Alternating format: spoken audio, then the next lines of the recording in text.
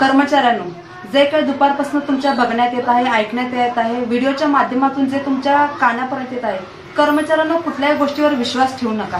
कारण लढा विलीनीकरण टीम महाराष्ट्र राज्य म्हणजेच आटपाडीमधील जे आमचे कष्टकरी आहेत, विशेषतः सतीश मेटकरी नामक जे आपले वाहक आहेत, ते संपूर्ण विलीनीकरण टीम व आपल्या 2,500 म्हणजेच 250 डेपो मधील सर्व कर्मचारी 1,00,000 एसटी कर्मचाऱ्यांचा जो जिव्हाळ्याचा प्रश्न आहे विलीनीकरण टीम, या विलीनीकरणासाठी ते अखंड महाराष्ट्रात फिरत असून विलीनीकरणाच्या मागणीवर ते ठाम झालेले आहेत। परंतु शुक्रवारी ज्या पद्धतीने 144 कलम ज्यावेळी लागू झाला, त्या कलमाअंतर्गत पोलीस प्रशासनाने आम्हाला सांगितलं की बांधवांनो, तुमची आता या ठिकाणी थांबण्याची व्यवस्था नसल्यामुळे व पहाटे 5 ते दुपारी 5 पर्यंतच ग्राउंडवर, ते पण काही ठराविक लोकांनाच याची परवानगी असल्यामुळे ते सतीश मेटकरी जे आहेत विलीनीकरण टीम आटपाडी आगारातले, ते शुक्रवारी संध्याकाळीच म्हणजे आमच्या सोबतच ते गावाकडे आलेले आहेत आणि शुक्रवार रविवार या वेळेत देखील ते आपल्या आगारामध्ये दुखोट्यामध्ये सामील आहेत। तर बांधवांनो, ज्या पद्धतीने सतीश मेटकरीच्या नावानं दुखोटा फोडण्याचं,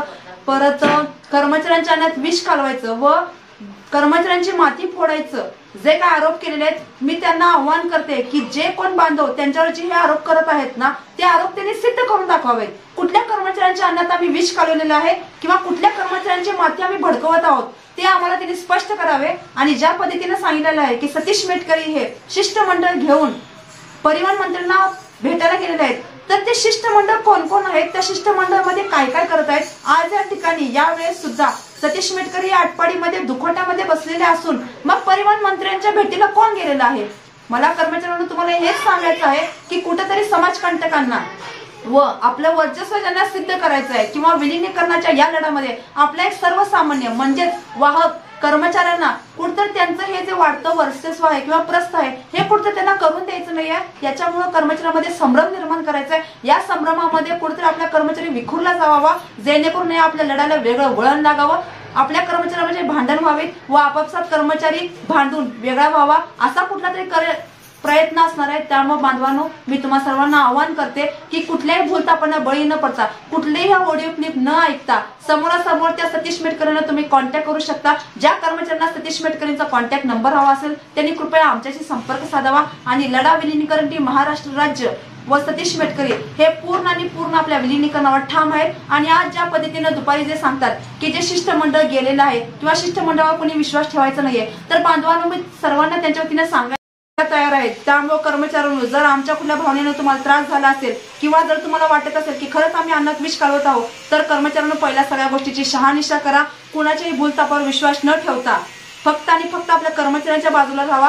तो सामान्य जो कष्टकरी आहे सतीश मेटकरी, तो आटपाडी आगारात वाहक असून, ते वाहक पदावर कार्यरत असून देखील ते आपल्या सर्व एसटी कर्मचारीच असल्यामुळे ते कधीही आपल्या कर्मचाऱ्यांचं वाटोळ करणार नाहीत, अन्नात विष कालवणार नाहीत। ज्यांना कुणाला चुकीच्या माध्यमातून किंवा चुकीच्या व्हिडिओतून जर काही माहिती गेली असेल, तर मी त्या सर्वांना एवढंच आवाहन करतो की सतीश मेटकरींनी काय विष कालवलं आहे किंवा कुणाची माती भडकवलेली आहे ते मीडियासमोर त्यांनी सिद्ध करून दाखवावं। आणि ज्यांनी कुणी म्हटलेलं आहे की शिष्टमंडळ घेऊन परिवहन मंत्र्यांना भेटायला गेले आहेत, तर त्यांचे व्हायरल फोटो करावे, त्यांची भूमिका त्यांनी स्पष्ट करावी।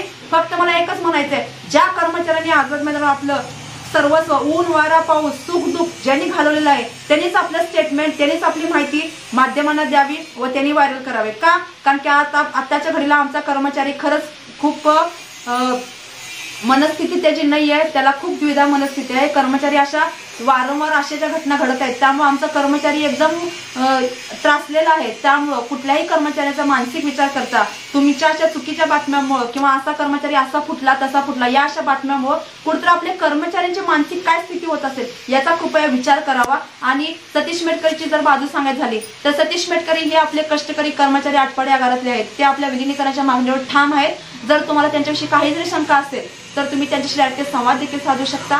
कर्मचाऱ्यांना एकच आव्हान आहे, आपला लढा हा काही गोष्टीतूनच आपला विजय ठरणार आहे। त्यामुळे वेळ गेलेली नाही आहे, जोपर्यंत आपला विजय निश्चित होत नाही तोपर्यंत आपण कुठल्याही भूलथापांना बळी पडायचं नाहीये। आणि आपली ही जी भूमिका आहे विलीनीकरणावर ठाम असल्यामुळे कुठलाही कर्मचारी चुकीचं पाऊल उचलू नये आणि अशा ज्या बातम्या आलेल्या आहेत त्याची शहानिशा केल्याशिवाय किंवा त्यांची भूमिका व्यवस्थित जाणून घेतल्याशिवाय कुठल्याही कर्मचाऱ्यांनी चुकीचं पाऊल उचलू नये।